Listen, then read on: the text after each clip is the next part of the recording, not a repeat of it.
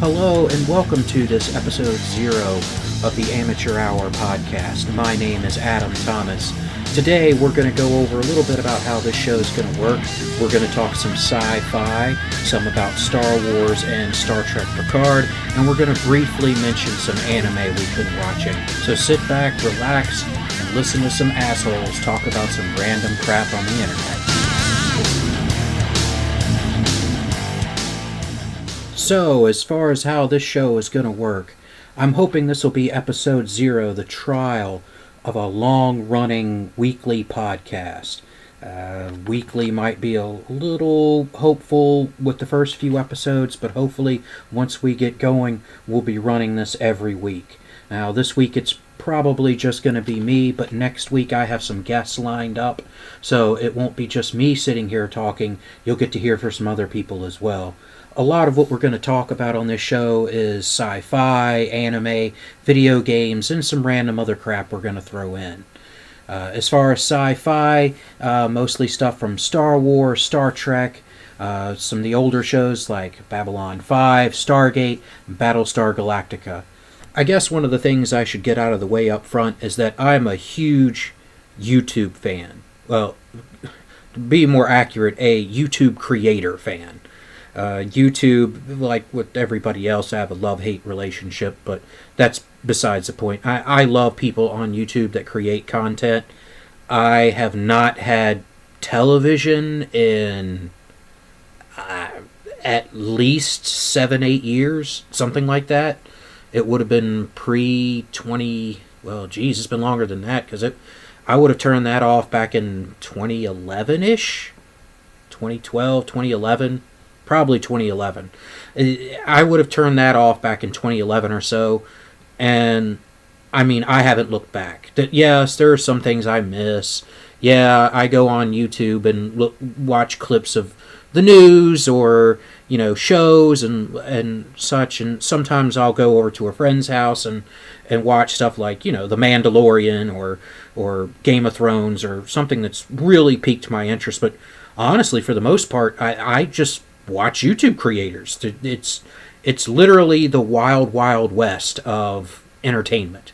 Anybody can do almost anything as well as pretty much any network can, and I would say even better than most networks. So you'll hear me almost constantly drop references to other YouTube personalities on here, and I love when the community gets together.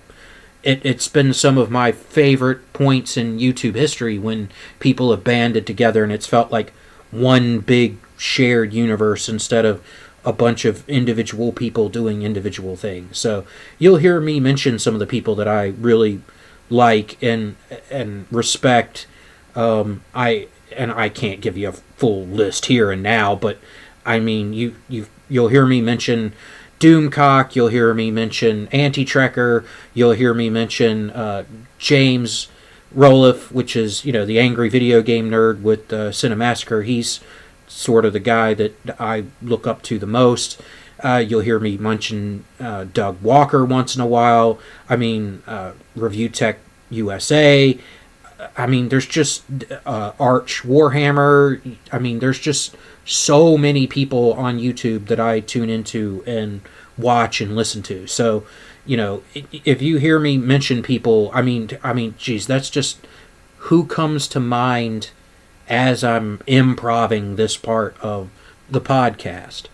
So, there's so many people out there. Angry Joe. I can't believe I forgot to mention, Angry Joe. Just so many people out there that I've watched, and even some people that aren't on YouTube anymore that I really wish would come back. I was happy when Film and Stuff came back. He was one of the first people that I watched on YouTube. So, like I said, I'm going to name drop people all the time. I don't care. It's I guess, a soft endorsement. I'm not being paid for dropping YouTube people. And hey, if anybody out there in YouTube wants to come on the show, I'd love to have you. There's some of you guys that I'd just like to talk to just for myself. But seriously, there's a ton of talent on YouTube. Just go out and check it out. Now, to kind of start things off, I'm a big Star Wars fan. I, of course, love the original trilogy. I very much like the prequels. The Disney stuff, not so much. I was a big fan of Star Wars, the old Lucas continuity, what they now call Legends, but I tend to refer to as Lucas universe or Lucas continuity. I am something of a member of the fandom Menace. I do tend to agree with our future Lord and Master Doomcock, and you can listen to his opinions over on his channel. Though I do tend to be a little more laid back than he is, but then again, he's a supervillain living in the center of the earth. With Star Wars, the way I kind of break it down is this. First, is it as good as the originals? And so far, the answer to that has been pretty much no. I think the closest thing that's ever come to that was probably, Episode 3, Revenge of the Sith. It was close, I suppose. I mean, it had its fair share of problems, but by far, I think it was, out of everything, well, maybe the Clone Wars TV show at parts, but, it was about as close to the originals as I think they've managed to get. Down from that, I ask, is this a good Star Wars movie? Does this fit into the Star Wars universe? For example, all of the original movies, yes, they fit very well into the Star Wars universe. None of them are completely perfect. I'll still say my favorite is still A New Hope, the original Star Wars, but all of them fit into that. Do the prequels fit into that? People can argue no, but I tend to say, yeah, I mean, it feels like the same universe. It's a little different, but for the most part, they are good Star Wars movies. Finally, I ask, is this a good movie? If you completely remove the Star Wars branding and you just look at it as a film, if it was renamed Space Battle, is this a good movie? For that, for example, original Star Wars, great throughout. Like I said, has its problems. Answer to all those questions is yes. My movie that I do not like, which is The Last Jedi, I would argue is a no to all of those. It's clearly not as good as the originals. It doesn't feel like it fits into the Star Wars universe. And I have my arguments that no, that it is not even a good movie. I can see how some people would say if you strip the names out of it, maybe, but there's just too many plot holes, too many things that just don't make any sense for me to say, yes, if we renamed this Space Battles and we took out all of these Star Wars-centric things and looked at it as its own movie, I would still say it's not a very good movie. From that, I'd like to kind of segue into one of my other favorite sci-fi shows, Star Trek Picard. I just today watched Star Trek Picard Episode 1. Thanks for CBS All Access for putting it up on YouTube. That was really nice of them. This is not a full review of the show. This is just sort of my first impressions, some things that I noticed as I was watching and jotted down some notes. So I'll be spoiling some of the show as I go through my notes here. I'm not going to go over everything beat for beat, and I won't say the big spoiler of the show, but yes, I'm going to be spoiling some of Star Trek Picard Season 1, Episode 1. So if you don't want to hear that, go ahead and skip to the time code that'll be popping up below. Alright? Okay, spoilers. Alright, last chance. Alright, here we go. Alright, so I liked the intro. It was done really well. The Enterprise D looked really good. The sets looked very good. I can't believe that they're the original TNG sets. Something just tells me that all that stuff was destroyed or sold off in that auction that they had years ago. I mean, I don't know. They might have had all that crap in storage somewhere. But it looked really good. I mean, it looked... I'm sure there's somebody out there that's going to count, the floor tiles or something. But to me, as just somebody that has... I mean, I've watched Star Trek The Next Generation since it went off the air, but I haven't seen any episodes of it in a little while. But to me, just looking back, looking from my memory, it looked like you were on 10 forward. It looked really good. Yes, Data was wearing the wrong uniform for being on the Enterprise D. Those uniforms weren't around back then. But, it was a dream. It was Picard remembering, and I could kind of see, yeah, that's what he was wearing the last time Picard ever saw him. So, dream logic in there. I do like some of the lines in the show. The show was, I don't want the game to end. I wrote that down. That was very moving. That's kind of how I felt when Star Trek The Next Generation, really any of the Star Treks have ended. Like, I didn't want it to end. Original series, I wasn't around back then, but rewatching original series, I wasn't ready for that show to end. I wasn't ready for TNG to end. I wasn't ready for Deep Space Nine to end. In several ways, I wasn't ready for Voyager to end, and I wasn't ready for Enterprise to end. I thought it was kind of just an odd thing to name the city Greater Boston. Okay, what about regular Boston, or lesser Boston, or I don't know, New Boston I think would have been better. It's a nitpick, but it was kind of strange. I like the reference to the Destem Institute. That's been around in Star Trek for a long time. The first fight scene was okay. It was over quickly, and it didn't do anything too egregious. Yeah, there was some problems, with how it was carried out.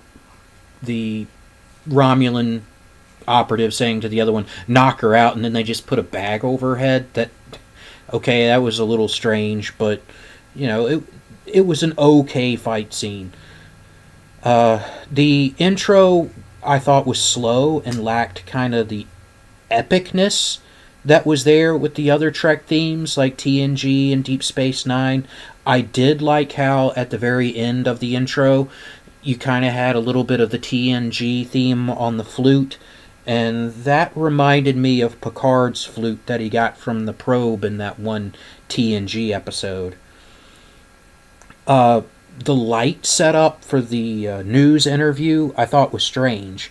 They have these ultra advanced displays that just seem to materialize from nowhere. When I was watching it, you could see that the Romulans were in his kitchen, had like this kind of light bar, and it seemed to be coming from there. But the screens that were appearing for the newscaster just seemed to be floating in air.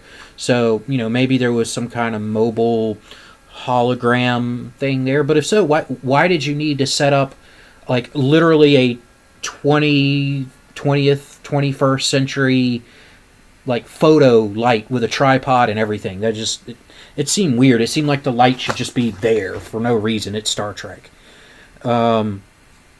I did like how they did the reporter. The reporter was really pushy, and I don't want this to be a political podcast. I want to kind of leave politics at the door, but it reminded me of watching cable news. They had these pushy questions, and anytime Picard was giving an answer, she interrupted him constantly. This is, to my knowledge, only the second time that the media has been portrayed in Star Trek. I remember in Star Trek Generations, you had Captain Kirk come up onto the bridge of the Enterprise B, and there were all the reporters in his face wearing the headgear and the lights and stuff, and they were all kind of looking. And it seems like so far out of what I've seen that Star Trek has not portrayed the news media in a very positive light. I can see why these days with how political things are, but as far as I can tell, this is nothing really new. We didn't really have a news media in TOS that I'm aware of. We didn't really have them in the movies. These are the only two that I can think of where we had a reporter involved in Star Trek other than Jake Sisko, and it's not really fair to consider Jake Sisko because, he's the son of the lead hero, so it's kind of... I'm really just going to count the non-connected reporters, which it seems like there would be more of that in Star Trek, but you know. Um, I liked the references, of course, to the Earl Grey tea. His quote, "Earl Grey never fails." Yeah, I'll put a caveat to that, Picard. Except when you're 12 and you think that it's going to be like the greatest drink ever, and then you taste it. I'm sorry. My order to this day is still peach tea cold or tea citrus blend hot. You can keep your Earl Grey, Picard. Another thing I thought was kind of strange was that Picard didn't contact the authorities right away. I mean, maybe not that night, but I mean, you did have a girl break into your property and then report a murder.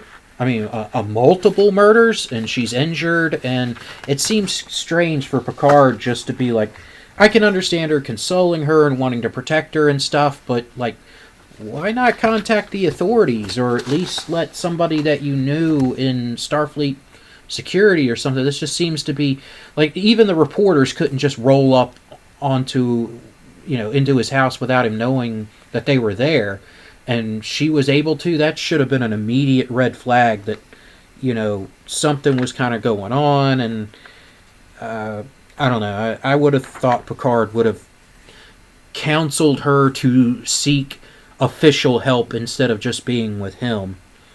When he went to Starfleet headquarters, or I suppose the museum, I did like how they did the Golden Gate Bridge with those kind of like solar panels or whatever they were on top of it. That was a detail that I had noticed in shots of the Golden Gate Bridge from Deep Space Nine. I thought it was strange the way that they revealed who Daj actually was. With the whole painting, and it just seems like to be a stretch. I know, they explain it as maybe whoever built her, Maddox, used that painting to design what she would look like. I don't know.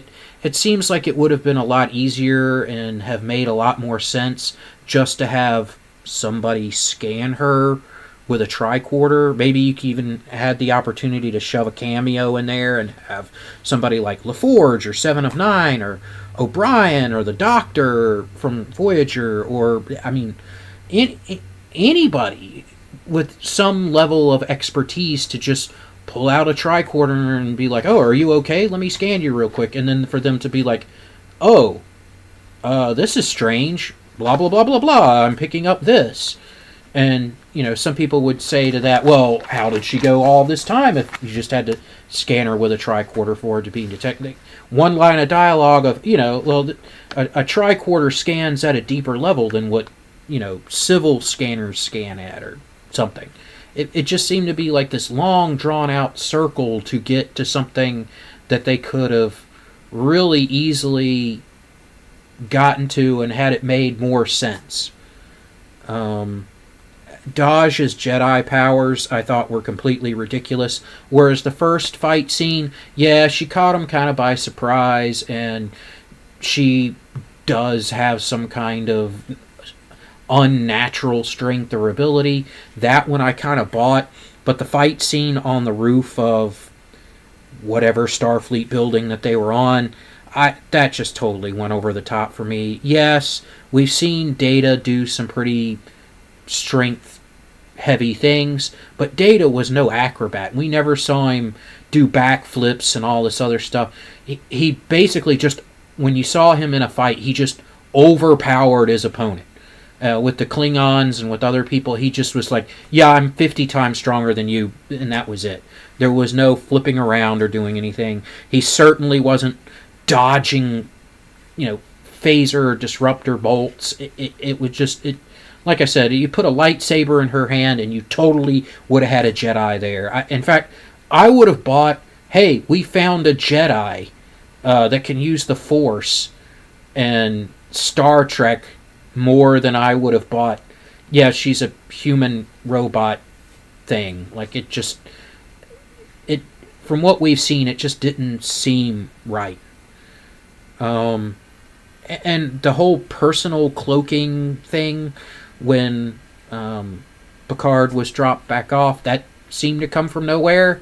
Yeah, you had these weird, her not being on the video footage or whatever, but really, like, it just didn't make any sense. First off, we've never seen personal cloaking before.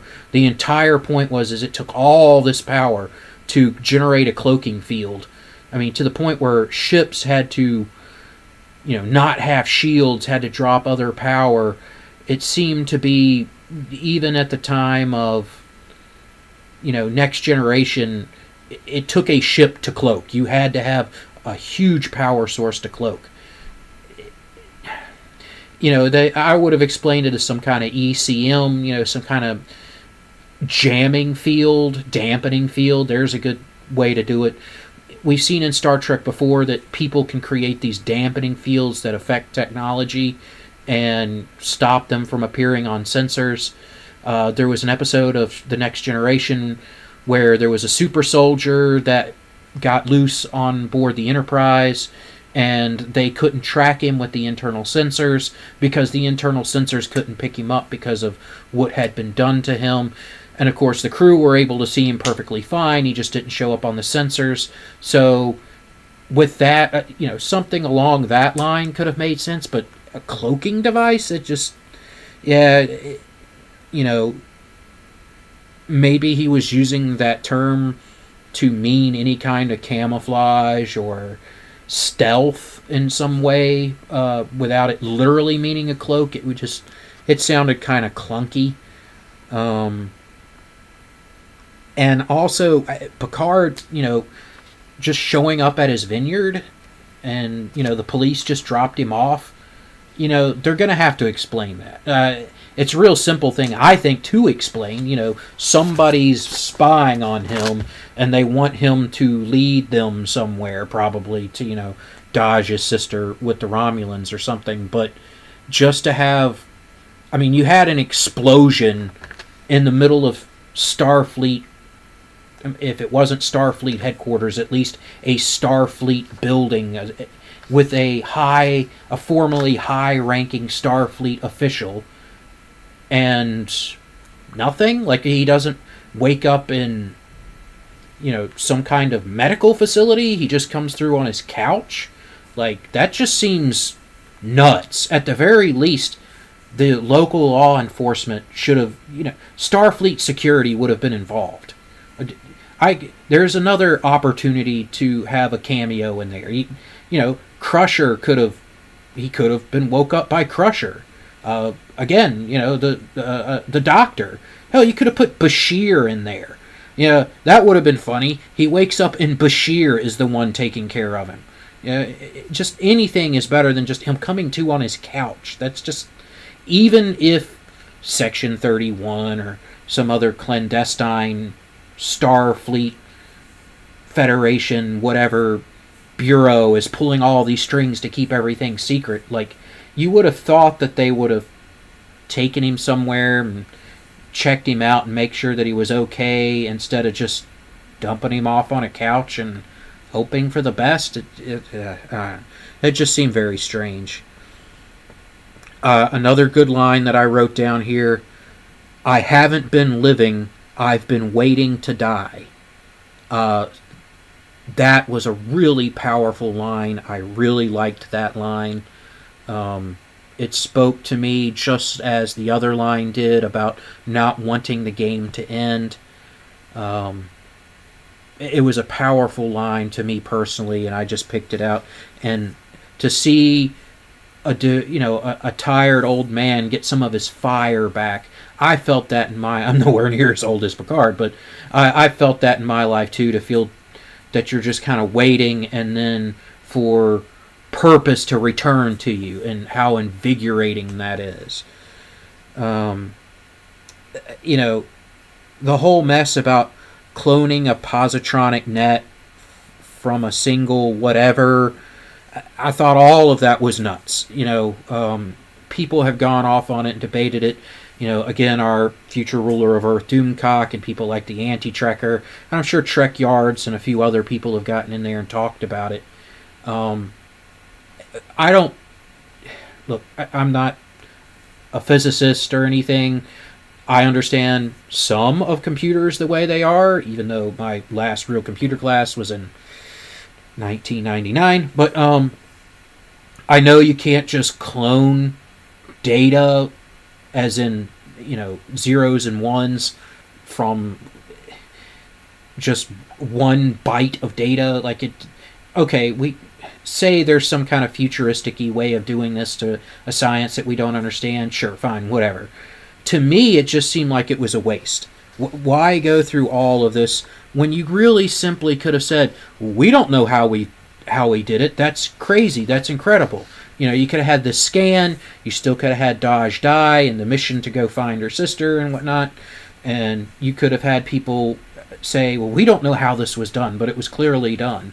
And we as the viewers could have been shown that somebody found one of Dr. Soong's labs or his notes, or there could be another Soong type android out there.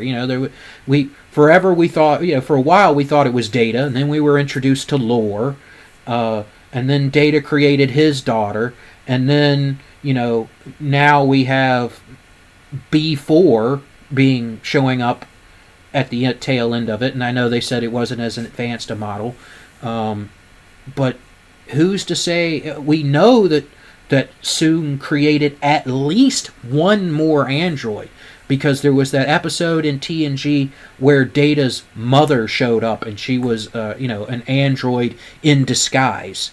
So who's to say that Soong didn't have other prototypes or other models of android that were out there in some laboratory somewhere? I don't think we ever found out what happened to his house.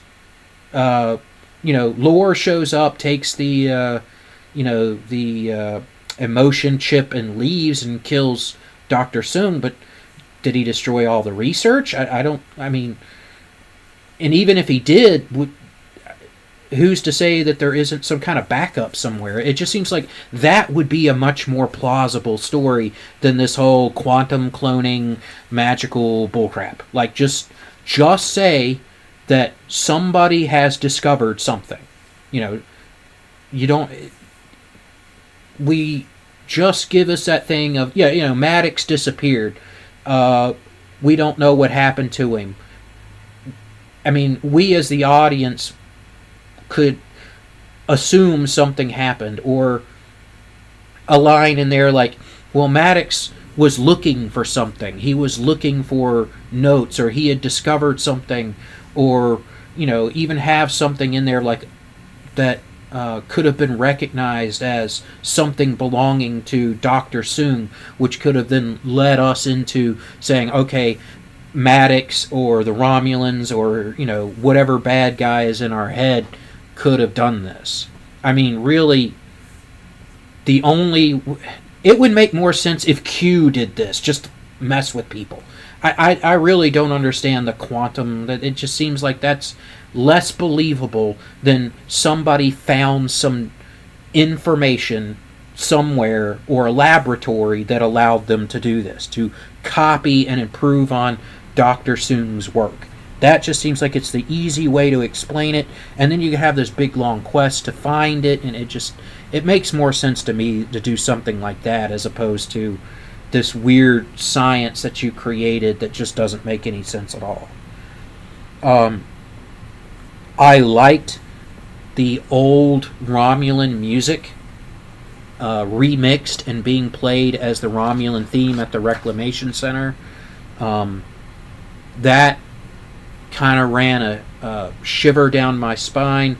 One of my favorite episodes of Star Trek ever was Balance of Terror, and to hear that again made the Romulans bad guys again. TNG, they tried to paint them as these dangerous, whatever, but in Balance of Terror, they were dangerous.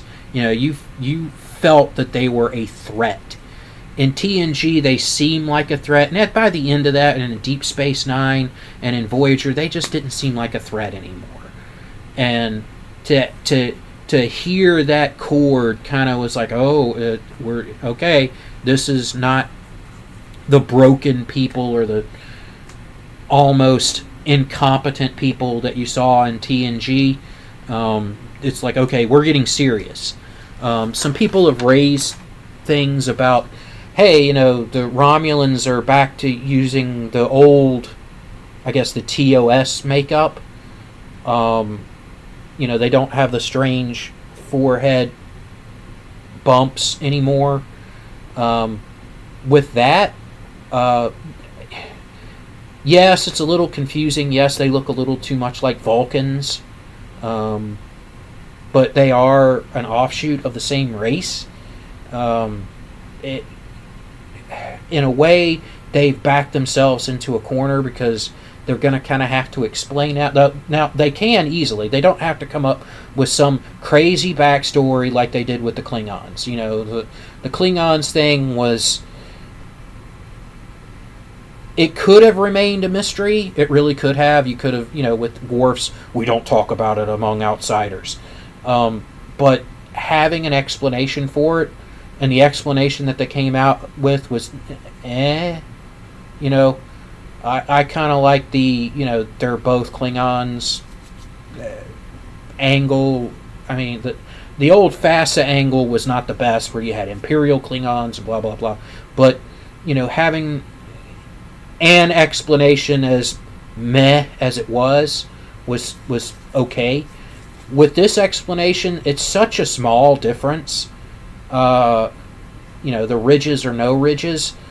You could almost just say, hey, it's just a feature of the race. It's like, you could even have a Romulan comment like, well, not all humans look the same. You guys have differences. Use it for an opportunity to do a little social commentary, a little equality thing where a Romulan doesn't see the difference in what we refer to now as races. It seems like they could explain this away really easily, and you don't have to come up with some crazy backstory like you did with the Klingon thing. The Klingon thing kind of needed it because it was a big difference. The little ridges thing on the head, it's small enough that I could buy this person and this person are from the same race. So that was just sort of my first impressions of Star Trek Picard. I'll probably go back and give it a full review later and break it down once I have a chance to watch it a few more times and really decide what I feel about it. This is where I kind of differ from the fandom menace. I didn't think it was terrible. Yeah, there were a couple of things in there that I really didn't like, that I didn't appreciate. But for the most part, it was fine. Like, it wasn't insulting to the original Star Trek. It wasn't the worst garbage ever. It was just sort of, the Dodge thing, yeah, they could have done that so much better. And to say, oh, she's a Mary Sue, she's there just to, show that she's the bestest ever, as Doomcock likes to say. Yes and no. She did die, so she wasn't invincible like Rey from the new Star Wars movies, where I do think they took that a little too far. You can have somebody that is extraordinary without making them quite a Jedi Knight in the middle of Star Trek. Could they kind of explain this a little and tone it back some? Yes. Could they make it work? Maybe, but I don't know. I'll have to wait and see if I can't find, get CBS All Access, or wait till the entire, at least first season is done and look into watching it more. From what I've seen of Discovery, it is far better than Discovery already. Like, now granted, I haven't seen all of Discovery. I've only seen bits and pieces of it here and there. But I can already tell you, I find Picard far less insulting than Discovery ever was. Picard, is it as good as TNG? No. Does it feel like TNG? Not really, but they haven't made it into space yet, or really done anything more, I guess, spacey, Trekky in there. Honestly, what it feels like is if you took the characters' names out, it really feels like the Bourne identity just set in the Star Trek universe.